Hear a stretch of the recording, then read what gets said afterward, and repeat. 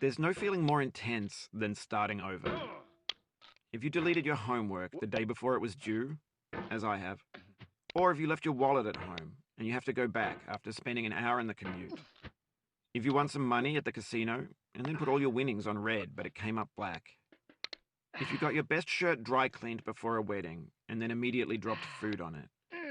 If you won an argument with a friend and then later discovered that they just returned to their original view. Starting over is harder than starting up. If you're not ready for that, like if you've already had a bad day, then what you're about to go through might be too much. Feel free to go away and come back. I'll be here. All right. Thanks for coming with me on this trip. I'll understand if you have to take a break at any point.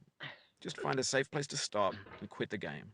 And don't worry, I'll save your progress, always. Even your mistakes.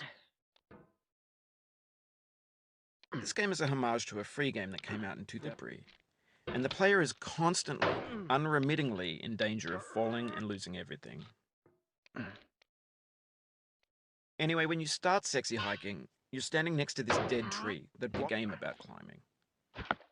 A funny thing happened to me as I was building this mountain. I'd have an idea for a new obstacle, and I'd build it, test it, and it would usually turn out to be unreasonably hard. But I couldn't bring myself to make it easier. It already felt like my inability to get past the new obstacle was my fault, as a player rather than as a builder. Imaginary mountains build themselves from our efforts to climb them. And it's our repeated attempts to reach the summit that turns those mountains into something real. When you're building a video game world, you're building with ideas. And that can be like working with quickset cement. You mold your ideas into a certain shape that can be played with, and in the process of playing with them, they begin to harden and set until they're immutable, like rock. And at that point, you can't change the world, not without breaking it into pieces and starting fresh with new ideas. For years now, people have been predicting that games would soon be made out of